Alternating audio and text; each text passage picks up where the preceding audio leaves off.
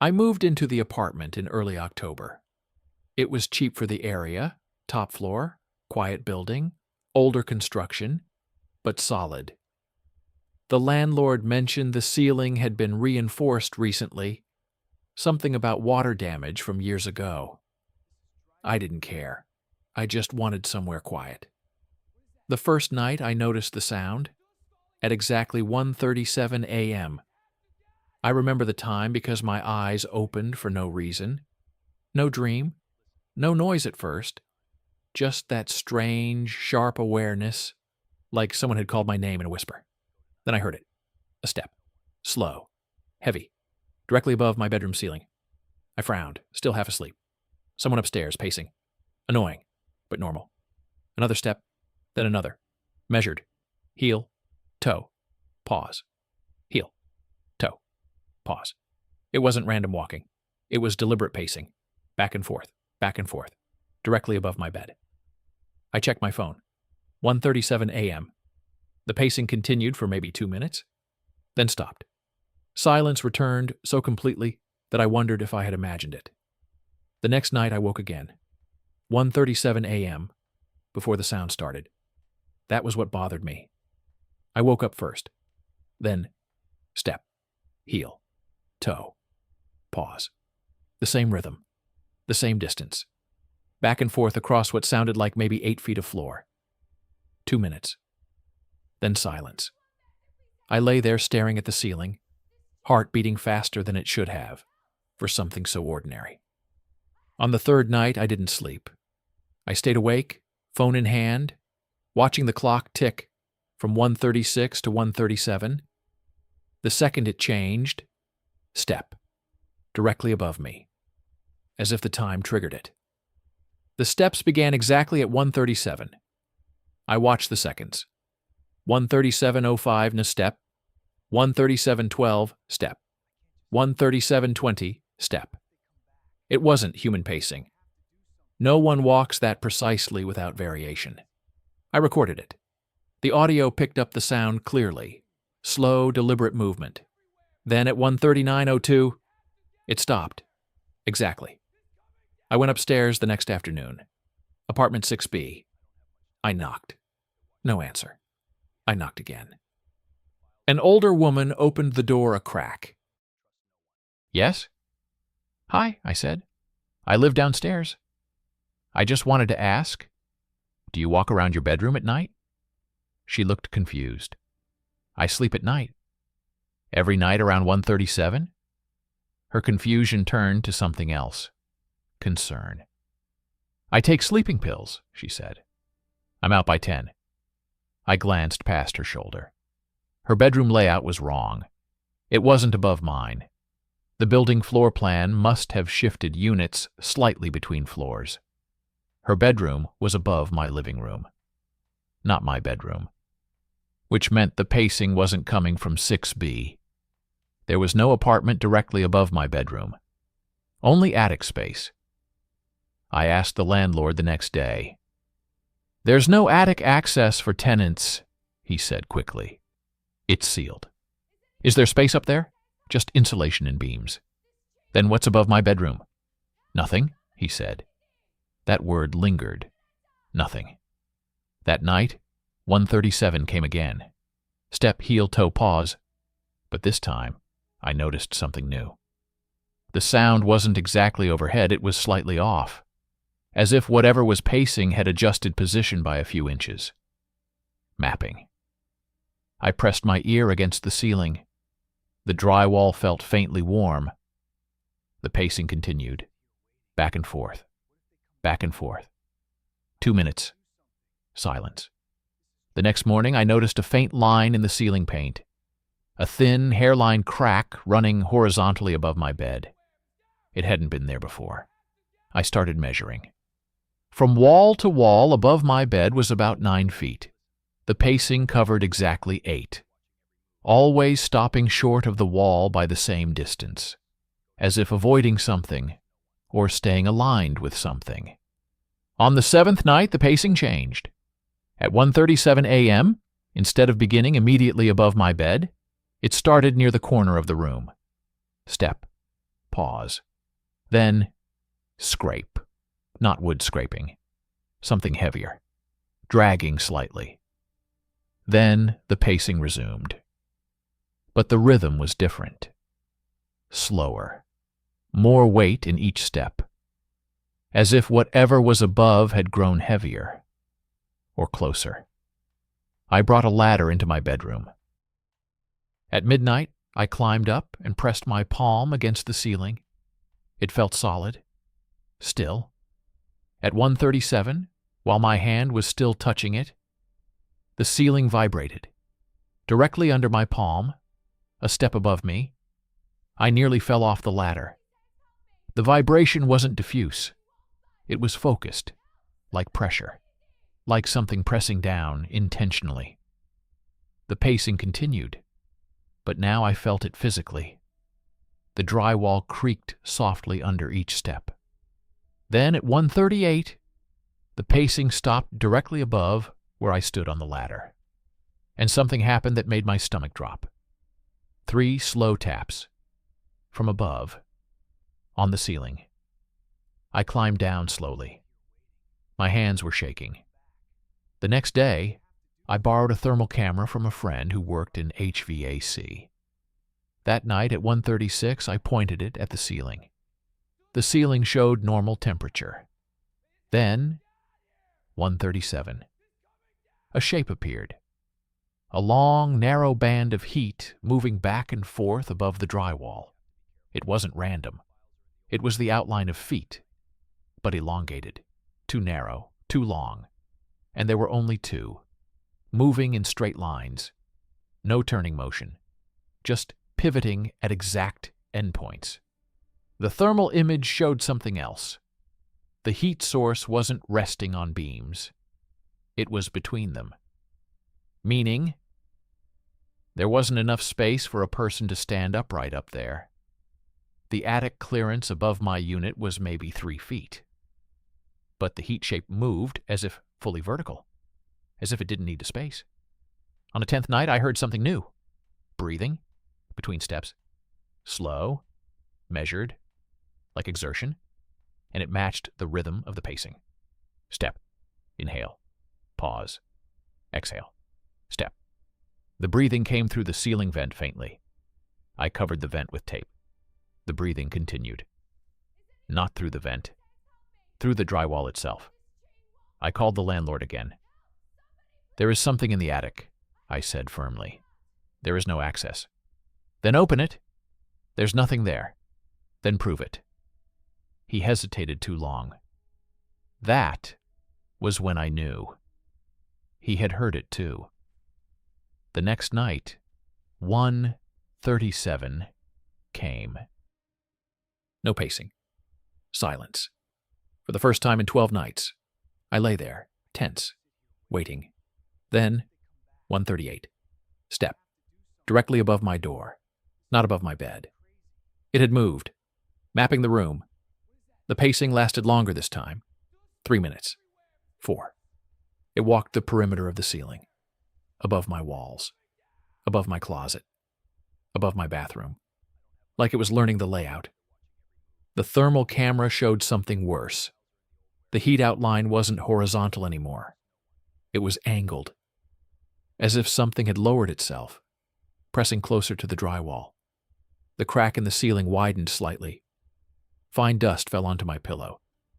At 1:39, the pacing stopped directly above my head. And slowly, the drywall bulged downward, just slightly, like something testing the surface. I couldn't move. The bulge receded. Then 3 taps again. The next day, I found something on my bed. A thin line of gray dust in a straight path across my blanket. 8 feet long. Exactly the length of the pacing path. As if the steps above had aligned with something beneath. On the 14th night, I did something stupid. At 1:36, I stood on the ladder again. This time, with a hammer. At 1:37, the first step vibrated above me, and I swung. The hammer punched through drywall. A small hole opened. Darkness beyond. The pacing stopped immediately. Complete silence. I lowered the hammer slowly. Then something moved inside the hole. Not above it. Inside it. Like the darkness shifted. And a single eye opened. Not glowing, not supernatural, just pale. Human-like, but positioned sideways. As if the face above was tilted unnaturally.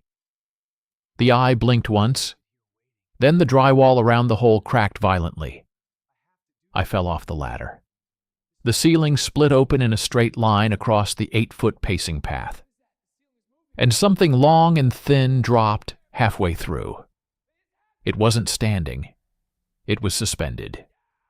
Arms too long. Torso narrow. Head tilted 90 degrees. The legs were still above. Its arms dangled down into my room. And the pacing sound continued. Except now it was happening with its hands. Its fingers pressed against my floor. Heel, toe. Pause. Except it wasn't feet. It was hands mimicking walking. It had never been walking. It had been testing the distance between ceiling and floor, measuring how far it would need to descend. The breathing was louder now. Close. The head rotated slowly until its sideways eye locked onto mine, and it tapped 3 times on the floor, just like it had tapped the ceiling. I couldn't move, I couldn't scream. The thing lowered itself another few inches. Its fingers brushed my bed.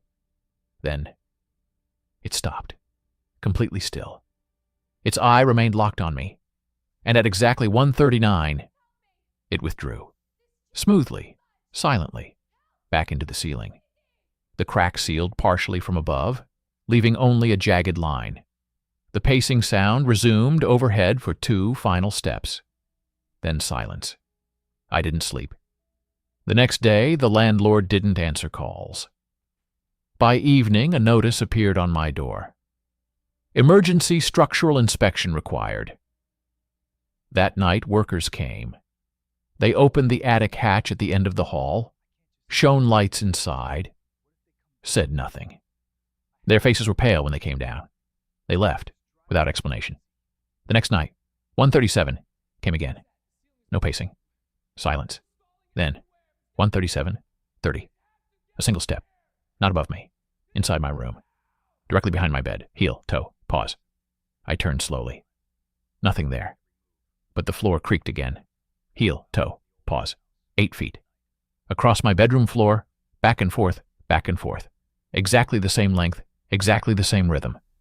It wasn't above my ceiling anymore. It had finished measuring.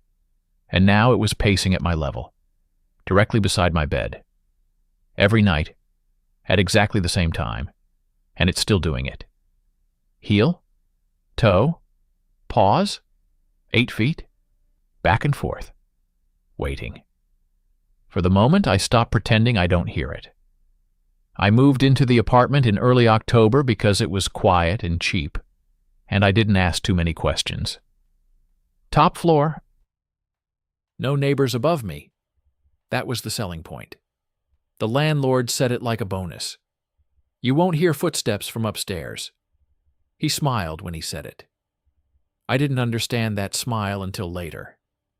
The first night it happened, I thought I was dreaming. I woke at exactly 1:37 a.m. No reason, no nightmare, just a sudden, sharp awareness, like someone had flicked a switch behind my eyes. Then I heard it. A step, directly above my bed. Slow, heavy, heel, toe, pause. Another step. Same rhythm, same weight. The sound wasn't muffled like someone walking in an apartment. It was close, too close, as if the ceiling were thinner than it should have been. It continued for 2 minutes. Back and forth. Back and forth. Then it stopped. Silence. I stared at the ceiling for a long time. The next night I woke again at 1:37, before the first step.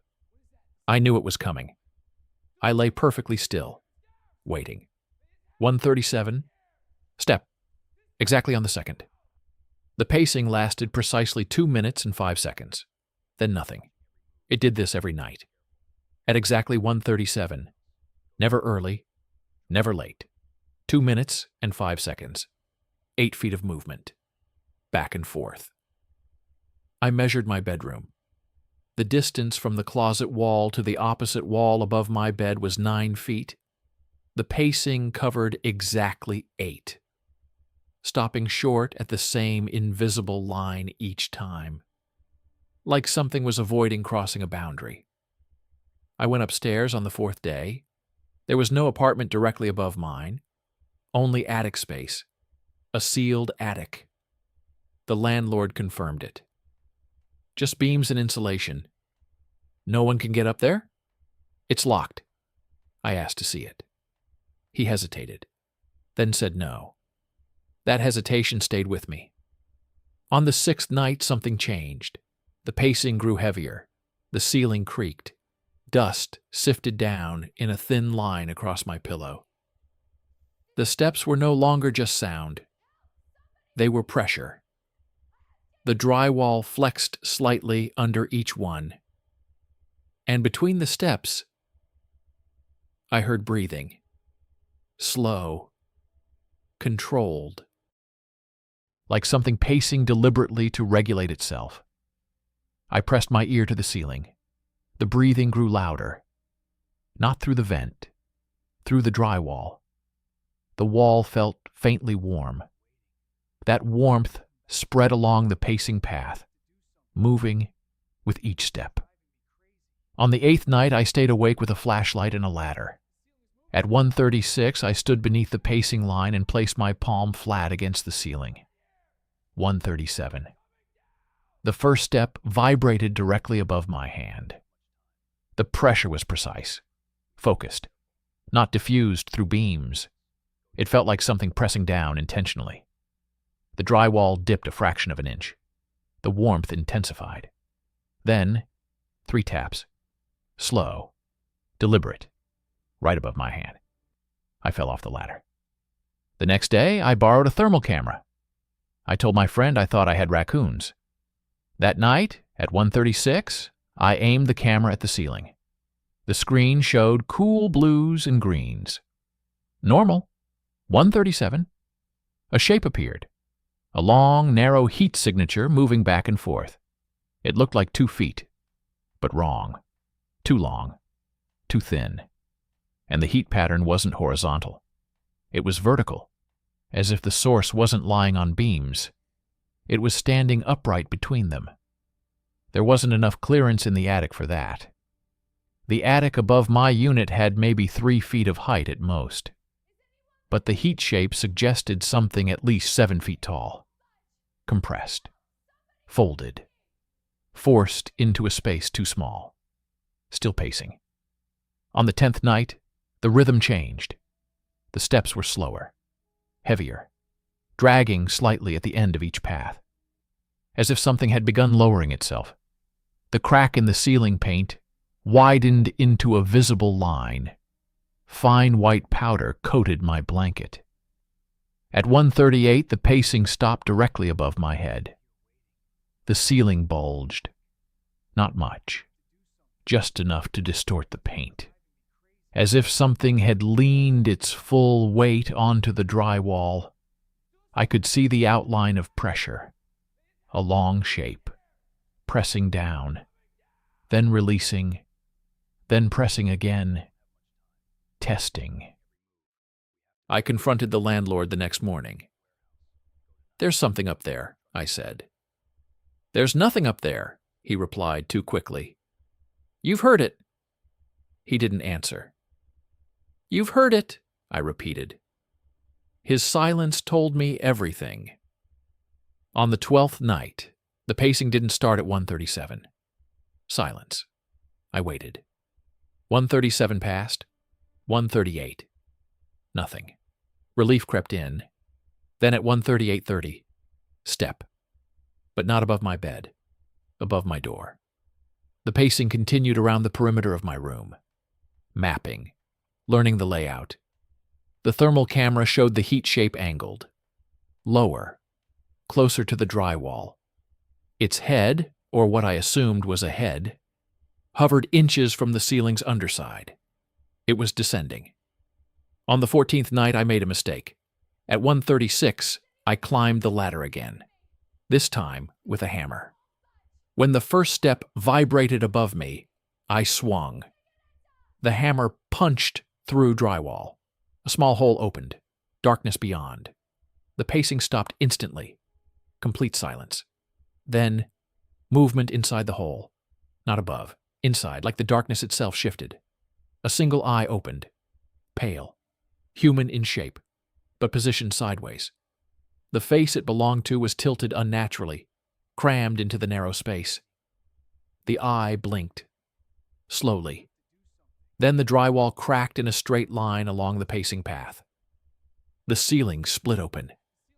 Something long and skeletal dropped halfway into my room, its torso narrow and elongated, arms too long, elbows bending the wrong direction. Its legs remained folded above, wedged into the attic. Its hands dangled inches above my bed. The breathing was loud now, wet, controlled. Its head rotated 90 degrees until the sideways eye aligned with mine. And then, its fingers pressed against my floor. Heel, toe, pause. It wasn't feet that had been pacing. It was hands. It had been hanging upside down above my ceiling every night, walking with its fingers along the beams, measuring, testing distance, calculating descent. The pacing sound continued, now in my room. Its hands walked 8 feet across my floor, back and forth, back and forth. Its torso lowered another inch.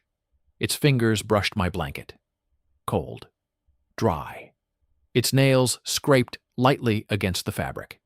Then, it stopped. At exactly 1:39, it withdrew smoothly back into the ceiling. The cracked drywall remained. A jagged 8-foot wound across my room. I didn't sleep. The next night, the workers came. Emergency inspection.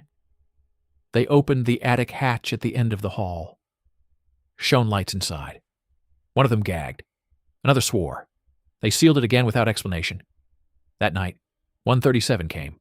No pacing above. Silence. Then, a step. On my bedroom floor. Directly behind my bed. Heel. Toe. Pause. I turned slowly. Nothing visible. But the floor creaked under invisible weight. Heel. Toe. Pause. 8 feet. Back and forth. The same path. It had finished measuring. And now it was pacing at ground level. In my room. I backed toward the door. The pacing stopped. The air felt thick. Oppressive. Then I heard something worse. From the ceiling crack. A wet, tearing sound. I looked up. Something was descending again. But not through the ceiling. Through the walls. Its fingers pierced the drywall beside my closet. Thin, gray, elongated. They dug in, gripping studs like ladder rungs. It was crawling inside the walls. The pacing sound multiplied. Above me, beside me, behind me. The rhythm echoed from every surface. Heel, toe, pause. Heel, toe, pause. Faster now, closing in. The wall beside my bed split open. Its head emerged first, tilted. Eye fixed on me. Its mouth opened too wide. Rows of small, blunt teeth. Its arms unfolded impossibly long, stretching toward me.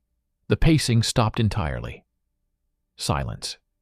Then, one step, right in front of me. It didn't need to measure anymore. It already knew the distance. It lunged. The last thing I saw was its eye filling my vision. Cold. Calculating. Precise. And I understood what the pacing had been for. It wasn't measuring the room. It was measuring me, my height, my reach, the exact amount of space needed to fit inside my frame, the exact amount of pressure required to split me open without damaging the walls, because something that precise doesn't guess. It prepares. And the next morning, the landlord showed my apartment to a new tenant. Top floor, no neighbors above, quiet building. He smiled the same way he had at me. That night, at exactly 1:37 a.m., the pacing began again. Above their bed, 8 feet, back and forth, heel, toe. Pause, measuring, waiting for the right moment to come down.